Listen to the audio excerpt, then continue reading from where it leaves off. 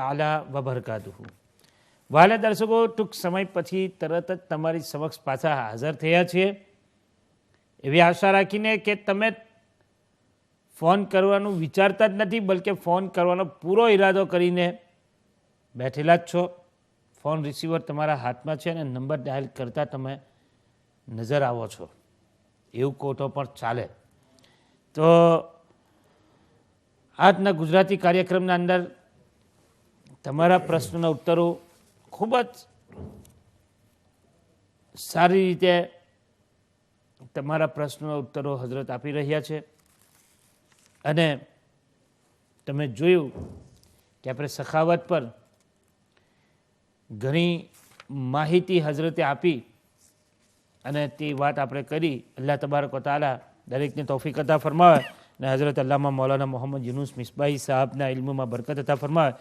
હજરત ખાલિદભાઈ લેસ્ટરથી સૌ પ્રથમ આપણા કોલર પણ હતા અને એમનો પ્રશ્ન પણ છે કે નિયત કરતી વખતે મસ્જિદમાં આપણે જઈએ છીએ તો ફ્રન્ટ વોલ પર વિન્ડો હોય છે, તો એની ઉપર કાચ હોય છે. હવે જ્યારે આપણે નિયત કરવા માટે ઊભા થઈએ તો આપણો પરછાયો અને અંદર દેખાય છે, એટલે કે જો આઈનાની અંદર આપણે દેખાય પણ ઝાંખું દેખાય. તો નિયત કરે અને નમાઝ પઢે તો ચાલે કે પછી એવી જગ્યા પર આપણે ના પડવી જોઈએ યા પછી એને પડદો કરવો જોઈએ, શું કરવું જોઈએ? બિસ્મિલ્લાહિર્રહમાનિર્રહીમ. રિયલ માણસનો જે શાડો પડે અને આપણને દેખાતો પણ હોય તો એનાથી શરીયતમાં કોઈ નમાઝમાં કરાહત નથી આવી શકતી. રાઈટ. પણ ઉલમાએ કિરામનો ફેસલો એવો છે, બહાર શરીયતમાં પણ એનો જિકર છે મસ્જિદના બયાનમાં પણ, કે ભાઈ કાબાની જે દીવાર છે તે કાબાની દીવાર પર કોઈ વસ્તુ એવી ના રાખવી જોઈએ કે જેનાથી માણસનું દિમાગ બીજી તરફ જતું હોય. એટલે એને લખેલું છે કે ભાઈ એવી ડિઝાઇનો પણ ન રાખવી જોઈએ કે જે ડિઝાઇનોથી માણસનું દિમાગ અલ્લાહ તરફથી હટીને તેની તરફ લાગી જાય, યા પછી એવા બધા પોસ્ટર્સને એવી વસ્તુ ના રાખવી જોઈએ કે જેને જોઈને માણસનું દિમાગ તે બાજુ ચાલ્યું જાય. નમાઝમાં માણસે અલ્લાહ તરફ કોન્સન્ટ્રેટ રહેવું એ જ એની નમાઝ માટે એ જરૂરત છે. કે ભાઈ ખાશિઉન જે કહેવામાં આવ્યું છે તો ખાશિઉનનો મતલબ એવો જ છે કે ભાઈ દિલ હાજર રાખે અને દિલમાં બીજી બધી વસ્તુઓ ન આવી શકે.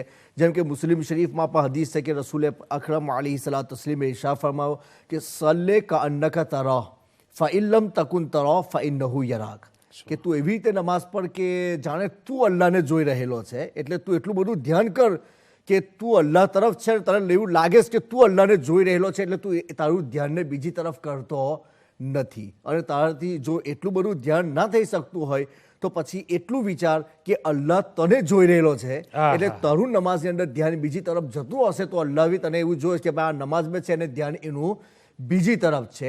એટલા માટે ઉલમાએ કિરામે કહ્યું છે કે ભાઈ માણસ જ્યારે નમાઝ માટે ઊભો હોય તો એ કિબલા તરફ જ એનું મોઢું હોય છે, તો કિબલાની દીવાર પર યા એની નિગાહોની સામે એવી કોઈ વસ્તુ ના હોવી જોઈએ કે જેનાથી માણસનું ધ્યાન બીજી તરફ જઈ શકે. હા, એ પોસ્ટર જે બધા હોય કાબાતુલ્લાના કે મસ્જિદ નબવીના કે બીજા બધા બુઝુર્ગોના મઝારના, તો જો એટલે બધા ઉપરની વોલ પર લગાવેલા હોય કે માણસ જ્યારે ઊભો રહે ત્યારે એની નિગાહોની સામે ન આવે તો કંઈ વાંધો નથી. કે ઉપર હોય તો માણસ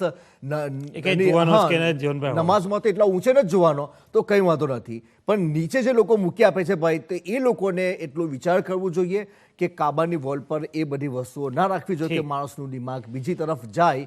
અને જો એવું હોય તો એની પર કંઈક એવી વસ્તુ કરી આપે કે જેનાથી માણસને એવી રીતે શાડો સામે નજર ના આવે તો એ બહેતર છે. પણ નમાઝમાં તો ફરક નથી, કારણ કે એ તો એને નથી કરેલું. તો માણસે એટલા માટે જ કહેવામાં આવ્યું છે કે ભાઈ માણસે સામી પર જોવું ના જોઈએ નમાઝની અંદર. ક્યાં જોવાનું?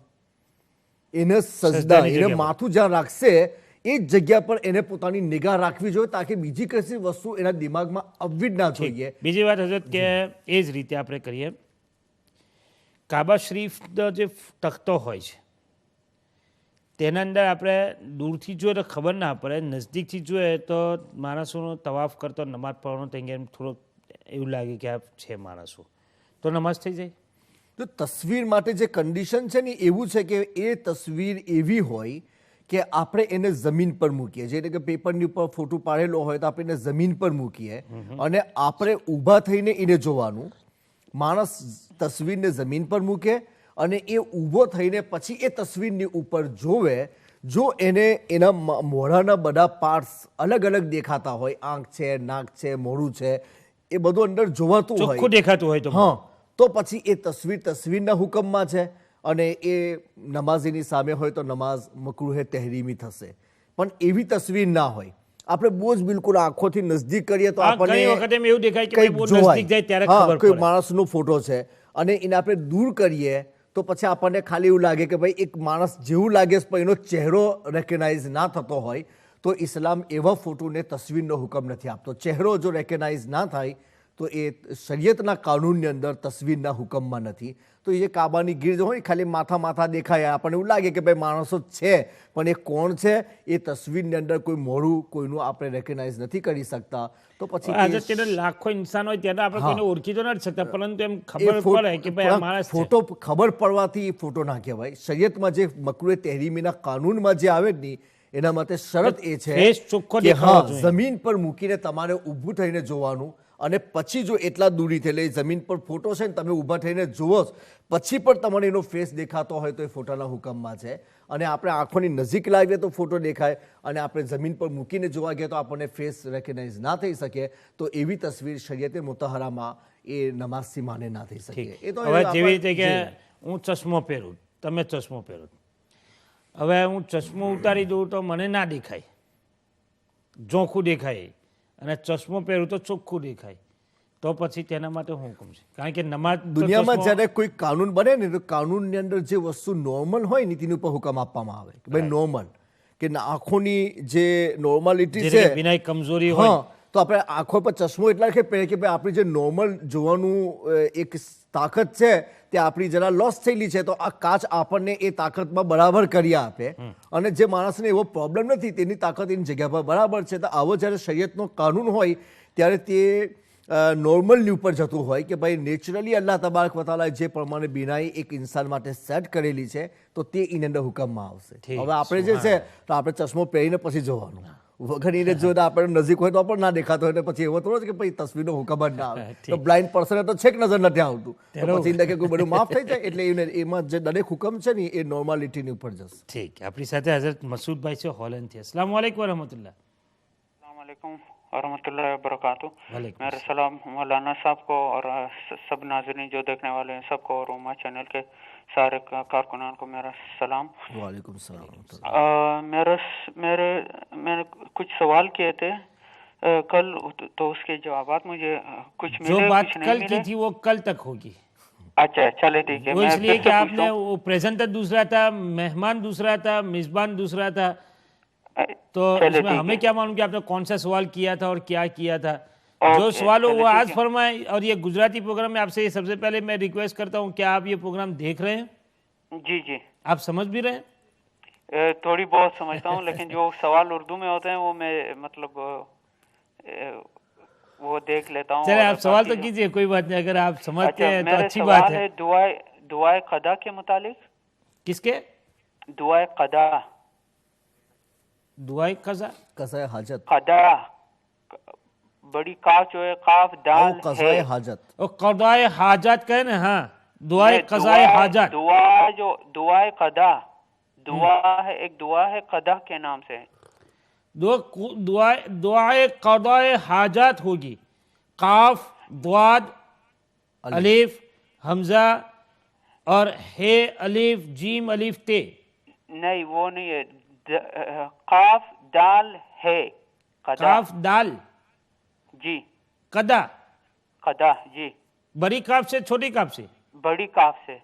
दुआए कदा भाई हमारे पढ़ने में कभी आई नहीं ना, हमने कभी देखा है, आपने देखा हो तो कोई अच्छा, बात नहीं। इसके मुतालिक लिखा हुआ था कि ये हम इसके बारे में हुजूर कुछ जानते हैं? के पास हज़रत इसके बारे में हम जिब्राइल कुछ नहीं अलैहिस्सलाम जानते। मेराज के शब ये मसूद भाई तोहफा मेरी बात लाए सुन थे, ये लीजिए। दुआ तो मसूद भाई मेरी बात सुन लीजिए, इसके बारे में हम कुछ नहीं जानते हैं, आपको कोई जवाब नहीं दे चलिए। सकते, न तो हजरत दे सकते हैं, न मैं दे सकता हूँ। उसके कोई दूसरा सवाल हो तो बताएं। लफ्ज का फर्क है। अच्छा। कज़ा है तो कज़ाए हाजत हो तो ठीक है, सही। हाँ, कज़ाए हाजत तो वो मना करते हैं, ये तो काफ दाल अलीफ कदा, ये दुआए कदा क्या है ये तो नहीं मालूम। अच्छा, और कोई ओके। सवाल हो तो बताएं। और मेरा एक और सवाल है कि किसी इमाम के पीछे जो क्लीन शेफ हो उसके पीछे नमाज पढ़ी जा सकती है या नहीं? मकरूह तहरीमी है, फिर से पढ़नी पड़ेगी आपको।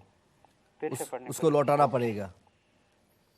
इसलिए क्या है, जिसकी दाढ़ी नहीं होती उसे फासिक कहते हैं। फासिक के मूलिन के पीछे नमाज मकरूह तहरीमी नफ्स वाजिबुल फर्ज याद। अदा हो जाता है, नफ्स फर्ज अदा हो जाएगा, यानी ड्यूटी में आप फ्री हो गए कि नमाज तो आपकी हो गई, लेकिन सवाब के पल्ले में नहीं जाएगी। सवाब के पल्ले में जाने के लिए ज़रूरी है कि उस नमाज को आप फिर से पढ़ें, या फिर ऐसे के पीछे पढ़े कि जो शरीयत का पाबंद है, फांसी के मौलिन नहीं। जी, घर में भी मतलब जमात के साथ नमाज हो सकती है?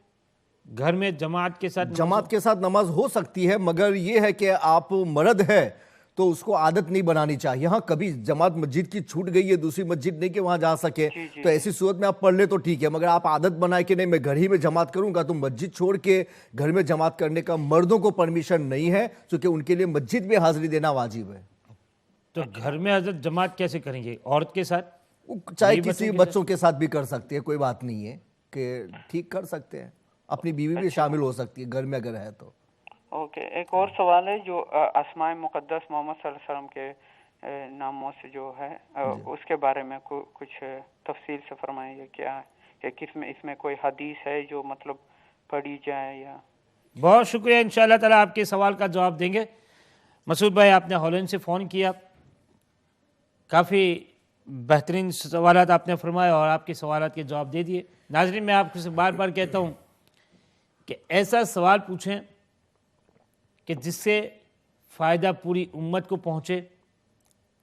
आप एक सवाल फरमाएंगे, हज़ारों की इस्लाह हो जाएगी, आपको भी सवाब मिलेगा और तमाम सुनने वाले और सीखने वाले नाज़रीन को भी इसका सवाब पहुँचेगा। तो ज़रूर सवाल कीजिए शरीयत मुतहरा का, मगर ये कि ऐसी किताब में आप कोई दुआ सीख लें, पढ़ लें, फिर कहें कि भाई ये दुआ ये, तो हम अव्वलन तो आपको जो बात नहीं जानते वो सीधे ही मना कर देते हैं। इसमें फिर आपको जो है चेमी गोई करने की कोई ज़रूरत बाकी न रहे और आप कश्मकश में मुब्तला भी ना हो। बेहतर यह है कि अगर आपके पास वो दुआ है मसूद भाई, तो आप हॉलैंड से फ़ोन आपने किया, हॉलैंड में उलमाए किराम भी मौजूद हैं, आप हॉलैंड में किसी मस्जिद में जाकर इमाम साहब के पास ले जाएं, वो आपकी इस्लाह भी कर देंगे, वो आपको समझा भी देंगे। उसको फोटो कॉपी करके उसका ईमेल कर देवे तो उसको पढ़ के बता सकते या हैं तो कि फिर भाई ये आपके चीज़ पास जो क्या है। आपने जो दुआ के बारे में कहा, दुआए कदा, तो आप इसको अगर है तो फोटो कॉपी करके ईमेल कर दें। हमारे ईमेल एड्रेस आपके स्क्रीन पर मौजूद है, तो इंशाअल्लाह तबारक व तआला हम देख करके उसको बताएंगे आपको और उसका तर्जुमा भी बता देंगे। बहुत शुक्रिया फ़ोन करने का। जी, तो हज़रत अपनी बात चालू होती तस्वीर पर। हाँ, तो तस्वीर માટે એક કન્ડિશન છે કે ठीक ठीक નીચે મૂકીને પછી જોવાની, તો પછી એટલો નાનો ફોટો હોય કે આપણે નજીક લાવીએ તો આપણને ફેસ દેખાય, પણ જમીન પર મૂકીને પછી આપણે ઊભા થઈને જોઈએ તો ના દેખાય, તો પછી એવો ફોટો જો સામે મુકાઈ ગયેલો હોય તો નમાઝ થઈ જશે। પણ એવું કે જાણી જોઈને એવું કરવું ના જોઈએ, આ તો ભૂલની વાત છે। પણ જાણી જોઈને એવું નથી કે આપણે પછી નાની નાની તસવીરો લાવીને સામે મૂકીએ તો એનું પરમિશન ના મળે। और रुपया पैसानी जे तस्वीरों है, कोई माणस नमाज पढ़तो होय अने हालत नमाज में एना पॉकेटमांथी इने बधा पैसा बहार पड़ी गया और पैसानी उपर दरेक पैसानी उपर फोटो बनावेला ज होय छे, तो पछी ते माफीना हुकममां छे, कारण के माणसने पैसानी हमा वखते जरूरत रहती होय छे, એટલે पॉकेटमां थोड़ा पैसा तो माणस राखतो ज होय छे। इतने तस्वीरना हुकमन नहीं तो આવે। એ તસવીર કારણ કે currency મજબૂરીને લઈને કરન્સી છે એટલે એ માણસની જરૂરતમાં જાય, પણ એનો મતલબ એવો નહીં કે પછી એ રૂપિયા કાઢીને એની સામે મૂકે અને પછી નમાઝ પઢે। એને જાણી જોઈને એ ઇન્ટેન્શન કરીને મૂક્યો હોય તો પછી નમાઝ મકરૂહ તહરીમી થશે, કારણ કે હવે તસવીરના હુકમમાં આવી ગયું અને પોકેટમાંથી પડી જાય તો એ મજબૂરીના હુકમમાં છે, તો એ પોઝિશનમાં એની નમાઝ થઈ જશે। ठीक, हजरत मोहम्मद नवाज अली कादरी साहब मैनचेस्टर थे अपनी सारे फोन पर पधारे से पूछें शू कहवा मांगे थे। अस्सलाम वालेकुम रहमतुल्लाह। अस्सलाम वालेकुम रहमतुल्लाहि व बरकातुहू मगफिरतुहू। वालेकुम सलाम रहमतुल्लाह ताला। ये सवाल एक है, उसके 3 हिस्से हैं। बिस्मिल्लाहिर्रहमानिर्रहीम। या अय्युहल्लज़ीना आमनुत्तकुल्लाहा वब्तगू इलैहिल वसीलता वजाहिदू फी सबीलिही लअल्लकुम तुफ्लिहून। दूसरा हिस्सा, या अय्युहल्लज़ीना आमनुत्तकुल्लाहा वकूनू मअस्सादिकीन। और तीसरा हिस्सा, वत्तबे सबीला मन अनाबा इलैया। शुक्रिया। क्या मतलब? अल्लाह हाफिज। बहुत शुक्रिया। ऐसा तो نہیں انہوں نے یہ بتایا کہ بھائی جس طریقے سے قرآن شریف میں یہ ہے کہ صرف لوگ کہتے ہیں بھائی وسیلہ جائز نہیں ہے اور صرف اعمال ہی کو سہارا بناؤ، تو ظاہر سی بات ہے اعمال کو بھی سہارا بنا سکتے ہیں چونکہ وہ نیک اعمال ہیں، اور نیک اعمال اللہ کی بارگاہ میں بلند ہوتے ہیں. الیہ یصعد الکلم الطیب، قرآن میں بھی آیا ہے کہ کلمہ طیب اللہ کی بارگاہ میں پہنچتے ہیں، تو پھر ان کو بھی ذریعہ اور وسیلہ بنا سکتے ہیں. اور جیسے کہ بخاری اور مسلم کی جو حدیث ہے کہ جس میں حضور پاک صلی اللہ علیہ وسلم نے 3 اشخاص کا ذکر کیا تھا کہ وہ غار میں کیا ہے وہ پناہ لیے تھے بارش کی وجہ سے، اور پھر پتھر گرا اور ان کا منہ بند ہو گیا، تو ان لوگوں نے اپنے اعمال کو وسیلہ بنایا تھا. کسی نے کہا کہ بھائی میں اپنے ماں باپ کے ساتھ اچھا سلوک کرتا ہوں، کسی نے کہا کہ بھائی میں نے زنا کا ارادہ کیا تھا پھر اللہ کے خوف سے میں نے اس کو چھوڑ دیا، کسی نے کہا کہ بھائی کسی کا پیسہ میرے پاس میں تھا میں نے اس کا پیسہ کام میں لگایا، جب وہ آیا تو میں نے پورا بینیفٹ کے ساتھ اس کا پیسہ اس کو لوٹا دیا. ان سارے اعمال کا انہوں نے سہارا بنایا تو چٹان از خود ہٹ گئی اور وہ لوگ پناہ پا گئے تھے. تو اس حدیث سے پتہ چلتا ہے کہ اعمال کو بھی وسیلہ بنا سکتے ہیں، لیکن اشخاص کو بھی وسیلہ بنانا ہے، چونکہ قرآن میں جگہ جگہ پر اللہ نے اس کا بھی ذکر فرمایا ہے کہ سچوں کے ساتھ رہو. یعنی تم اپنے لیے اپنی زندگی کو خوشگوار بنانے کے لیے، مذہبی طرز عمل پر چلنے کے لیے تم کیا ہے صادقین کو اپنے لیے ذریعہ اور مشعل راہ بناؤ. یہ سب ذکر قرآن میں موجود ہے. سبحان اللہ. حضرت ہمارے ساتھ جو ہیں عظما بہن، السلام علیکم ورحمۃ اللہ. Walaikum salam. ہاں بولو. I wanted to ask, when a woman is on her monthly period, can she go to the mosque? Any other questions? No, that's it. Okay, inshallah ta'ala, I will try giving you answer. Thank you very much for joining us. ٹھیک، حضرت بہن کا سوال تھا، اس کا انشاءاللہ بعد میں بات کرتے ہیں. یہ جماعتی لوگ ہیں نا وہ وسیلے کو مانتے ہیں، اس مسجد والے، بلکہ ان کی کتاب المہند کے اندر انہوں نے لکھا کہ ہم بے حق کے محمد صلی اللہ علیہ وسلم اس وسیلے کو بھی جائز قرار دیتے ہیں کہ ڈائریکٹ حضور پاک صلی اللہ علیہ وسلم کے حق سے اگر رب کی بارگاہ میں مانگا جائے تو ان کے نزدیک یہ وسیلہ بھی جائز ہے. وسیلے کے منکر جو ہے نا وہ صرف جو خارجی کہے جاتے ہیں دور حاضر میں، کہ جو کیا ہے مکہ مدینہ میں آج کل اکثر گھومتے پھرتے ملتے ہیں، تو ایسے خارجی لوگوں نے وسیلے کا انکار کیا ہے، باقی سب نے اس کو جائز قرار دیا ہے. بلکہ حضرت ضیاء الدین مدنی رحمۃ اللہ تعالیٰ علیہ جو اعلیٰ خلیفہ بھی ہیں، تو ان سے کسی نے سوال کیا کہ بھائی یہ وسیلہ آپ لوگ کہتے ہیں کہ ذوات کو وسیلہ بنانا، یعنی کسی شخص کو وسیلہ بنانا، تو جو حدیثوں میں ذکر ہے اس سے تو صرف اعمال کے وسیلے کا ذکر ہے، ذوات کے وسیلے کا ذکر نہ، حالانکہ انہوں نے پڑھی ہو تب نا. اب حدیث کی بات آتی ہے تو جس حدیث کو ہم حوالہ پیش کرتے ہیں نا ان کو نہیں ماننا ہے تو حدیث کو وہ لوگ ضعیف کہہ کے نکل جاتے ہیں. اب چاہے سب نے صحیح کہا ہو مگر وہ ضعیف کہہ کے گزر جاتے ہیں. تو اس میں انہوں نے یہ جواب دیا، سب سے بہتر جواب وہ فرماتے ہیں کہ اعمال ہمارے ہیں اور اس میں تو صرف ہمیں امید ہے کہ اللہ قبول کرے گا، اور ہو سکتا نبی قبول ہو، لیکن رسول پاک صلی اللہ علیہ وسلم کی ذات مقدسہ ہے، وہ تو اللہ کی بارگاہ میں بالیقین قبول ہے. کہ تمام مسلمانوں کو یہ بات ماننا ضروری ہے ایمان کے اعتبار سے کہ حضور کی ذات مقدسہ اللہ کی بارگاہ میں قبول ہے. تو جن اعمال کے قبول ہونے نہ ہونے میں تھوڑا ادھر ادھر رہتا ہے، جب ان کو وسیلہ بنا سکتے ہیں تو رسول اللہ کی ذات تو بالیقین قبول ہے، تو اس قبول شدہ ذات کو وسیلہ کیوں نہیں بنا سکتے؟ کیوں نہیں بنا سکتے؟ بہت خوب، بہت بہترین، اور بنانا ہی چاہیے. تو مدثر صاحب ہمارے ساتھ لندن سے ہیں. السلام علیکم ورحمۃ اللہ.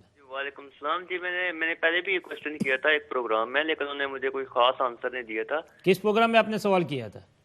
اب رات کو کیا تھا. مجھے بہت شکریہ آپ کا، بہت شکریہ فون کرنے کا. ناظرین محترم، یہ اردو پروگرام نہیں، یہ گجراتی پروگرام ہے، اور آپ نے پہلے کسی پروگرام میں سوال کیا ہو تو اس کے ذمہ دار ہم نہیں.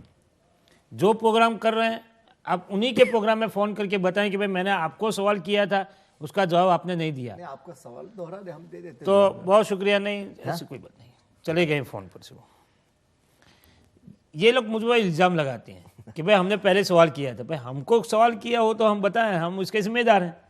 اور دوسرے پروگرام کے میزبان بھی دوسرے ہوتے ہیں، مہمان بھی دوسرے ہوتے ہیں. اپنے چینل پر تو کیا تھا نا. بہت شکریہ. تو مدثر صاحب انشاءاللہ آپ شام کو پھر دوبارہ فون کیجئے گا ضرور. جو ہے ہمارے جس مہمان سے آپ نے اور جس میزبان سے آپ نے سوال کیا تھا وہ شام کو 6 بجے آئیں گے.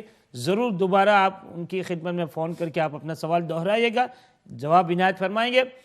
تو والا درسوں کو اٹھو phone કરો અને phone લાઈને busy કરો. તમારા પ્રશ્નો અમારા સુધી પહોંચાડો. શરમાવાની કંઈ જરૂર નથી. શરમાય તે કરમાય. તમને ઘણી વખતે મારે કીધું અને અત્યારે પણ કહું છું કે તમે સવાલ કરશો તો જઈ જાણવાનું શીખવાનું મળશે. બહેનો સવાલ કરશે, જાણવાનું શીખવાનું મળશે. અને પછી તમે એવા ભરમમાં રહો કે ભાઈ મૌલવી લોકો, ઇમામ લોકો કંઈ બતાવતા નથી, એ ગલત વસ્તુ છે. એટલે તમે તેની પર ધ્યાન ના કરો અને તમે પ્લીઝ તમારા સવાલને અમારા સુધી પહોંચાડો. સવાલ એક નથી, અનેક સવાલો છે તમારી પાસે, પરંતુ તમે શરમાવો છો. શરમાવાની કંઈ જરૂરત નથી. ઇલ્મુદ્દીન હાસિલ કરવો આપણા માટે ફરજ છે. અને મેં પહેલાં જ હદીસે પાક તમારી સેવામાં રજૂ કરી આપી. તો આપણી સાથે શબનમ બેન છે લંડનથી, બ્લેકબર્નથી. અસ્સલામુ અલૈકુમ વરહમતુલ્લાહ. अस्सलाम वरहमतुल्लाहि वबरकातुहू. વાલેકુમ સલામ વરહમતુલ્લાહી તાલા વબરકાતુહુ. શબનમ બેન. મૌલાના ઇદ્રીસ, મારો એક સવાલ છે હા. કે આપણે એવું કહીએ છીએ કે એક કંધા ઉપર આપણા બંને કંધા ઉપર ફરિશ્તા બેસે છે, તો આપણો શૈતાન હોય છે તે એ ફરિશ્તાની સાથે આવીને બેહે, આપણને બહુ ખરાબ વિચાર કરાવતો હોય છે. એ બધું એના ઉપર કંઈક તમે અમને હદીસ કંઈક. ઠીક. બીજો કોઈ સવાલ શબનમ બેન?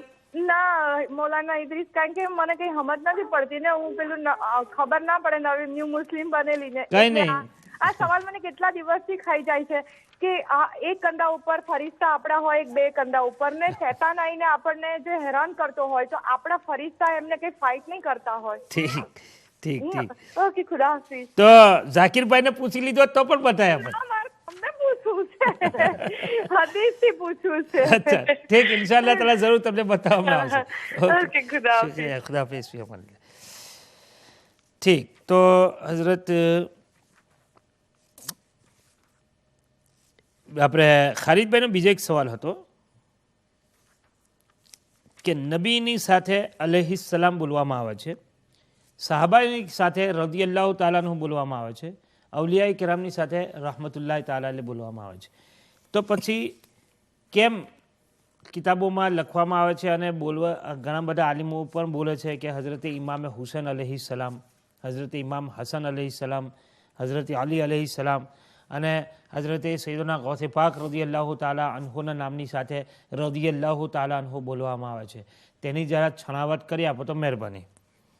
બિસ્મિલ્લાહિર રહમાનિર રહીમ. જ્યાં સુધી અલૈહિ સલામ કહેવાનો સવાલ છે તો એનો મતલબ તો એ થાય કે ભાઈ એમની ઉપર અલ્લાહની સલામ. તો એ તો અને એ સલામ જે છે એ મુર્દા લોકો સાથે ખાસ કરે, મુર્દાનો મતલબ દુનિયાથી ગયેલા લોકોની પર ખાસ કરવામાં આવેલો છે. અને જ્યાં સુધી આપણા માહોલનો સવાલ છે તો અમુક શરિયતના વર્ડ્સ એવા છે કે જે દુઆયા કલેમાત છે, જે ગમે તેના માટે બોલી શકાય છે, પણ તેનો આધાર જે છે એ માહોલની ઉપર જતો હોય છે અને માહોલના આધારે તેની ઉપર ફતવો આપવામાં આવતો હોય છે. તો આપણા માહોલમાં જે ચાલી રહેલું છે તે આપણે માત્ર ફરિશ્તાઓને અલૈહિ સલામ કહીએ છીએ અને અંબિયાએ કિરામને અલૈહિસલામ કહીએ છીએ, અલૈહિ સલામ કહીએ છીએ. બીજા લોકોને આપણે કહેતા નથી. આપણે બીજા લોકો નથી કહેતા. તેની સાથે આપણે વાત કરીશું. આપણી સાથે બ્લેકબર્ન એક ભાઈ છે, પૂછે શું કહેવા માંગે છે. અસ્સલામુ અલૈકુમ વરહમતુલ્લાહ. અસ્સલામુ અલૈકુમ. એક મુસ્લિમ ભાઈ. वालेकुम अस्सलाम. જી બોલો. આપણા મૌલાના ઇદ્રીસને સલામ ને મૌલાના યુનુસ મિસ્બાહીને સલામ. વાલેકુમ સલામ. અને તમને એક રિક્વેસ્ટ છે કે તમારા ટીવીની અવાજ જરા બંધ કરી દો તો મહેરબાની.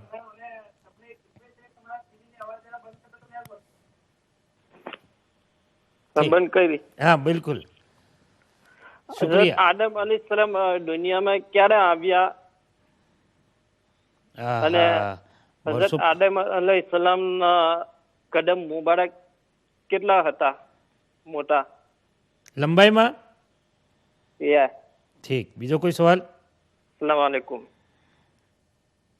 ઠીક. ઇન્શાઅલ્લાહ તાલા જરૂર તમને બતાવવામાં આવશે. હા, તો માહોલની ઉપર જ્યારે આપણા માહોલની અંદર આપણે માત્ર નબીઓ અને ફરિશ્તાઓને જ અલૈહિ સલામ કહેતા હતા. જિબ્રાઈલ અલૈહિ સલામ, ઇસરાફીલ અલૈહિ સલામ, મિકાઈલ અલૈહિ સલામ, નબી આપણે ફરિશ્તાઓ સાથે બોલીએ છીએ. અને જેને કે ભાઈ હઝરત આદમ અલી સલામ, ઈસા અલી સલામ, મૂસા અલી સલામ, તો એ નબીઓની સાથે બોલીએ છીએ. એટલે જે જગ્યા પર એક માહોલ બની ગયો કે આપણે જ્યારે અલૈહિ સલામ બોલીશું ત્યારે યા તો આપણા એ જે નામ બોલેલા છે તેનો મતલબ યા તો ફરિશ્તા હશે યા નબી હશે.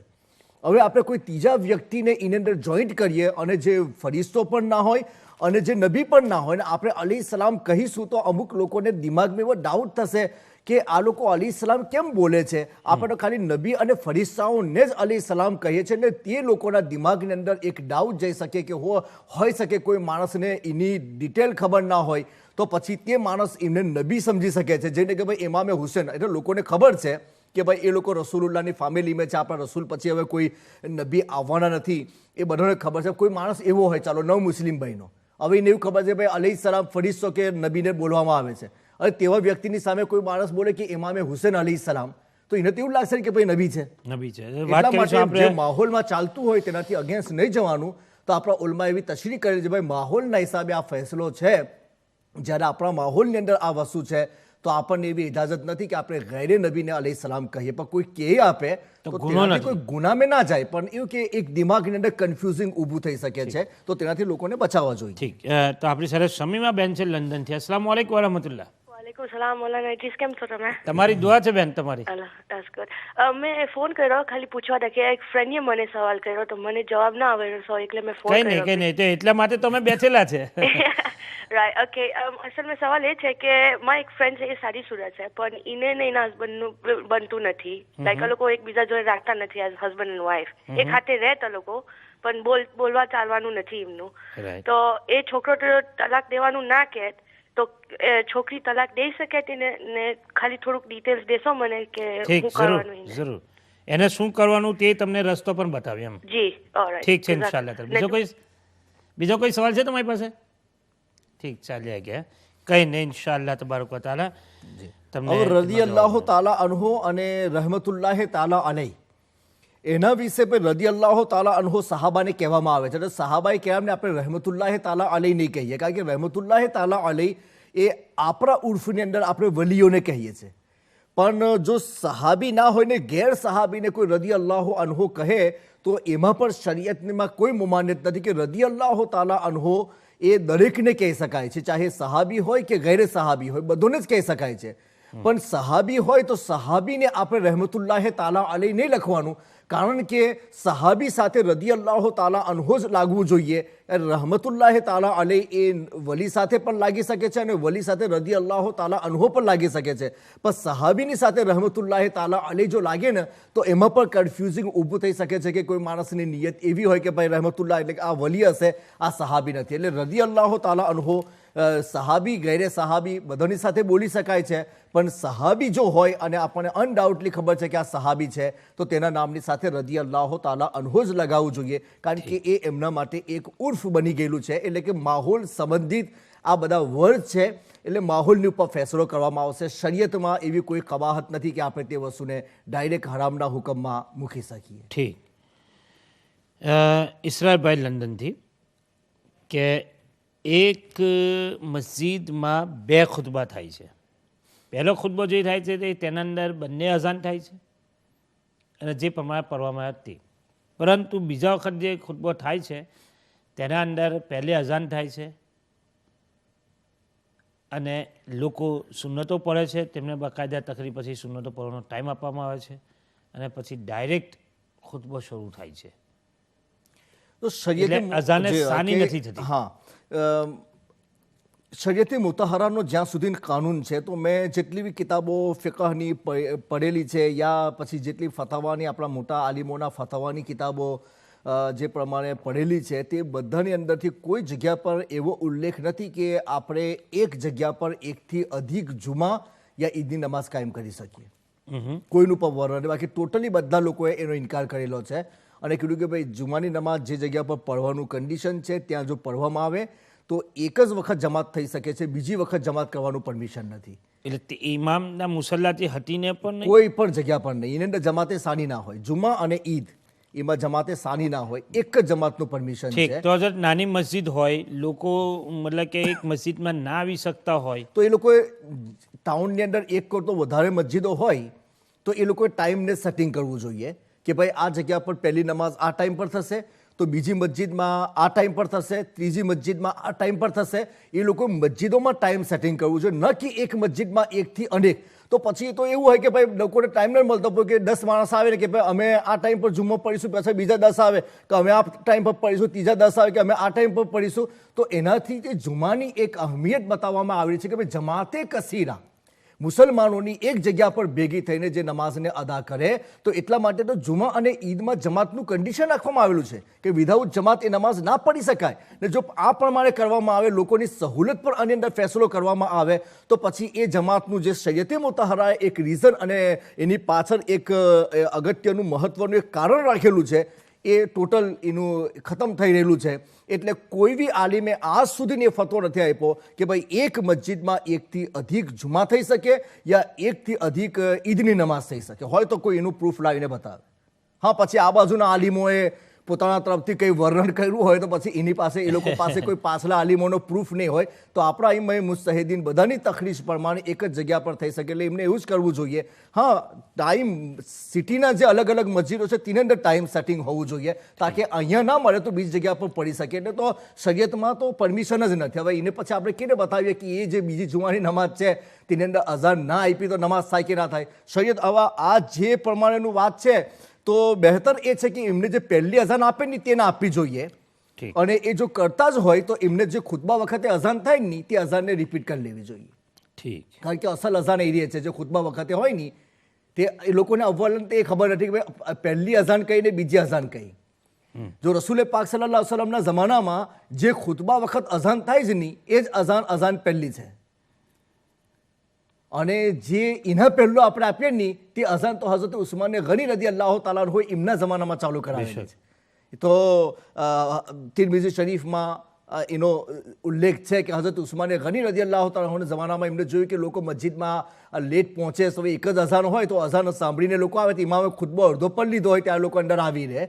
તો એમને વિચાર કર્યો કે એની બિફોર આપણે એક અઝાન રાખો તાકે એ અઝાનથી લોકો આવવાનું ચાલુ કરી આપે અને બીજા અઝાન વખતે બધા આવી ગયેલા હોય. તો જે અસલમાં ખુતબા વખતની અઝાન છે તે પહેલી અઝાન છે અને જે પેલી અઝાન છે પહેલી અઝાન તે હઝરત ઉસ્માન ગની રદિયલ્લાહુ તાલા અન્હુના જમાનામાં રિવાજ આપવામાં આવેલી છે. હવે લોકો જે અઝાન આપે નહીં તે શું કરે કે ખુતબાની અઝાન અમુક લોકોની મસ્જિદમાં તો ઇમામની સામે અઝાન આપતા હોય છે. તે ઇમામના મિમ્બરની પાસે અઝાન આપે, જ્યારે એ અઝાન ઓરિજિનલ અઝાન છે. જ્યારે તમે બીજી અઝાનો માટે કહો છો કે મસ્જિદની બહાર આપવી જોઈએ, તો જુમ્માના દિવસે જે અઝાન ખુતબા વખતની છે એ ઓરિજિનલ અઝાન, એ પહેલી અઝાન છે કે જે રસૂલે પાકના જમાનામાં ચાલતી હતી તેને ઇમામની સામે આપે. તો હવે એ તો પેલું દિમાગથી પણ ખિલાફ છે ને. આપણે જે આલા હઝરતે બતાવ્યું બિલકુલ સહી છે કે ભાઈ જેવી રીતે બીજી અઝાનો બહાર આપવામાં આવે છે એટલે ખુતબાની અઝાન પણ મસ્જિદની બહાર ઇમામની સામે હોવી જોઈએ, ન કે જમાત ખાનાની અંદર. ઠીક, બિલકુલ. હઝરત આપણી સાથે एक बहन से लंदन थे. अस्सलाम वालेकुम रहमतुल्लाह. वालेकुम सलाम. मैं ये पूछना चाहती हूँ कि अगर कोई बीमार हो किसी 2 महीने से 3 महीने से या कितने एक साल गुजर जाए, उसकी नमाजें ना पूरी हो सके, नमाजें ना पढ़ सके, तो कैसे वो नमाजें पिछली वो नमाजें अदा करे? ठीक. और कोई सवाल? जी, और एक सवाल है, अगर दुआए ज़ुनूद पढ़ी जाती है जो वितर में नमाज इशा में, तो वो कैसे पढ़े कि जो वितर की तीसरी रकात होती है अल्लाह मसल्ला पूरा फिनिश करके फिर दुआए क़ुनूत पढ़ी जाती है? क्या क्या सवाल दूसरा नहीं समझ में आया मेरे? दूसरा जो दुआए क़ुनूत पढ़ी जाती है किस रकात में पढ़ी जाती है दुआए क़ुनूत नमाज शाह में? समझ में आ रहा है? आप सवाल थोड़ा अलग से वो ईशा की वितर नमाज के बारे में पूछ रहे हैं? जी ठीक. ईशा की वितर नमाज में जो है તમે ગુજરાતી બોલો છો? जी नहीं, गुजराती नहीं आती. तो પછી ગુજરાતીમાં બોલો ને. ઉર્દુમાં બોલો. नहीं, उर्दू में बताओ. अच्छा, उर्दू अच्छे से माफ क्या फिर से सवाल दोहरा रहे बहन?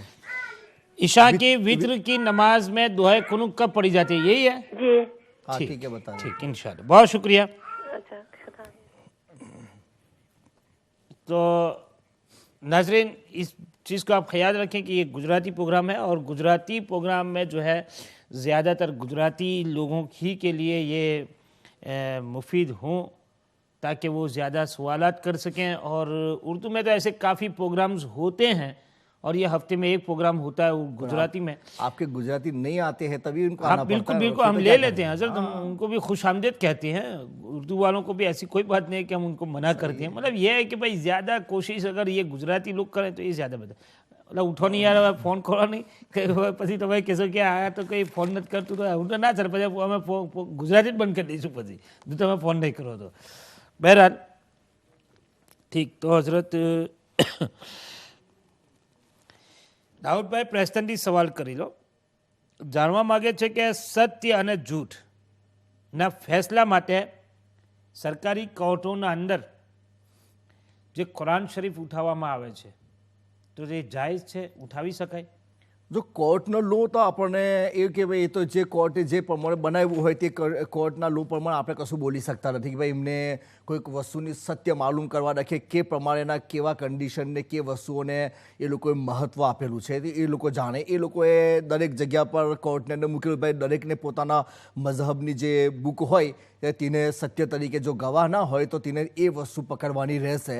તો એ પ્રમાણે હોય તો આપણે જો સાચા હોય તો આપણે પકડી શકીએ. જો જૂઠની અંદર હોય તો પછી આપણે અલ્લાહની કિતાબને આપણી વાતનો સહારો નથી બનાવી શકતા કે આપણે જૂઠું બોલતા હોય ને કુરાન શરીફ પકડીને કહે કે મેં આવું નથી કર્યું ને હું અલ્લાહના કિતાબને ગવાહ બનાવું, તો એ તો જાયઝ નથી. પણ શરિયતના અંદર જે કસમનો સવાલ છે તો શરિયતે મુતારા ઇસ્લામિક કોર્ટ હોય તો ઇસ્લામિક કોર્ટની અંદર એ પ્રમાણેની અંદર સત્ય દખે કુરાન શરીફ પકડાવવામાં નથી આવતું, બલકે ત્યાં તો કસમનો જિકર છે કે ભાઈ માણસ ગવાહ પેશ કરે અને ગવાહ ના હોય તો એની સામેવાળો હોય તેને કસમ ખાવાનું કહેવામાં આવે કે ભાઈ આની પાસે ગવાહ નથી તો એનો જે મધ્ય મુકાબિલ હોય તેને કસમ ખાવાની. તો કસમ તો એ છે અલ્લાહની કસમ ખાઈને બોલે કે ભાઈ અલ્લાહની કસમ ખાઈને કહું કે હું મારી વાત મેં સાચો છું તો એની વાત માની લેવામાં આવશે. તો ત્યાં ખાલી વર્ડ્સમાં કસમનો જિકર હોય છે પ્રૂફ દખે, કુરાન શરીફ પકડાવવાનું કે કિતાબ પકડાવવાનું નહીં. પણ આ બધી જે કોર્ટો છે તે લોકોને એવા લો ખબર નથી એટલે એમના લોના પ્રમાણે જે હોય તો તે પરમિશનમાં જઈ શકે છે. સાચા હોય તો ઉઠાવી શકે, જૂઠા હોય તો નહીં.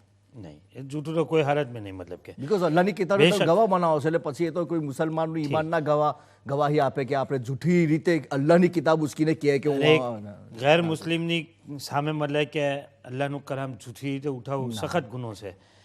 આપણી સાથે મિસિસ આસિફ લંદનથી. अस्सलाम वालेकुम रहमतुल्लाह. वालेकुम अस्सलाम व रहमतुल्लाह व बरकातहू. आप कैसे हैं जी साहब? आपकी दुआएं हैं, अल्लाह पाक का करम है, आपके सामने बैठा हूँ, आपके घर में, आप मुझे देख रहे हैं. जी बिल्कुल. प्रोग्राम तो गुजराती है लेकिन अगर कॉल न भी आ रही हो, थोड़ा स्पेस हो गया हो तो वैसे भी इल्म ही हासिल करना है तो मैंने सोचा मैं सवाल कर लूं. बिल्कुल बिल्कुल. अच्छा, मैं आपसे एक सवाल करता हूँ. जी पूछिए. बाद में मेरा सवाल, आपका सवाल. चले आप ये गुजराती प्रोग्राम देख रहे हैं तो आप समझ भी रहे हैं कुछ? जी गुजराती मुझे थोड़ी सी समझ भी आती है और कुछ जुमले में बोल भी लेती हूँ क्योंकि मेरे फादर के हमारे फैमिली फ्रेंड थे फ्रॉम अहमदाबाद तो इंडिया. अच्छा. कराची में वो रहते हैं तो वो लोग गुजराती बात करते थे और कुछ वैसे भी बहुत मेल मिलाप था उनसे, तो कुछ खाने और ऐसी चीजें भी मुझे आती हैं गुजराती में पकाने के लिए. अच्छा अच्छा, तो थोड़ी सी रेसिपी भी हमको दे दीजिएगा. बस ये काठियावाड़ी जो ट्रायंगुलर समोसे हैं इसकी रेसिपी मुझे उन्हीं से मिली थी. अच्छा अच्छा, ये बात. और वो बोहरा थे, वैसे बोहरा जैसे होते हैं. हाँ. शिया फिका था उनका, लेकिन अल्हम्दुलिल्लाह मुसलमान थे तो वो सरकी वगैरह एक खास उनकी डिश थी. अच्छा, ये बात. और कच्चे कीमे के कबाब वगैरह वो अच्छे शौक से बनाते थे. ठीक, तो क्या सवाल फरमाएंगे आप? मेरा सवाल ये है कि मैंने सैयद साहब जो जुम्मा का खुतबा देते हैं मदनी मस्जिद से, उसमें वो बता रहे थे कि हजरा अस्वद जो है वो जन्नत से पत्थर आया. तो मैंने कहीं किताबों में पढ़ा था कि जब ये पत्थर नस्ब करने का खाना काबा का जब मौका आया तो दो कबाइल में झगड़ा हो गया था, और कुरैश में और एक और कबीले में. तो नबी पाक सल्लल्लाहु अलैहि वसल्लम ने मसालहत कराई थी और फरमाया था कि दोनों ही कबीलों के दो नुमाइंदे इसे उठाएं और खाना काबा में रखें तो ये मसला हल हो गया था. तो ये जन्नत से कैसे आया हजरा अस्वद जबकि उसे उठा के दो कबीले के लोग रख रहे थे? ठीक, ये मैं कहना चाहूँगी. हाँ बिल्कुल, ये आपके समझ में नहीं आया कि भाई ये क्या बात है कि सरकार ने अपनी चादर में रखा और कबीलों के हाथ, सरदारों के हाथों रखवाया. जी, अब आप सवाल कीजिए. जन्नत में अगर आता, जन्नत से आया होता तो सीधे काबे में ही चला जाता. जी जी ठीक, समझ गया. ये मेरा सवाल है. ठीक ठीक, जरूर. जी शुक्रिया, बहुत शुक्रिया. इंशाल्लाह ताला जरूर आपको बताते हैं. और ये हजरत इनको काफ़ी कंफ्यूजन पैदा हो गई, तो इस पर बात करेंगे इंशाअल्लाह ताला। तो वाला दर्शको, टूंक समय मारे तमाराथी छूटा पड़ीए એટલે કે બ્રેક લઈને બ્રેક પછી તરત જ મળીશું એવી આશા રાખીને કે તમે જરૂરથી બ્રેક પછી ફોન કરશો અને તમારા મનની વાત અમારા સુધી પહોંચાડશો। અસ્સલામુ અલૈકુમ વરહમતુલ્લાહિ તાલા વબરકાતુહુ।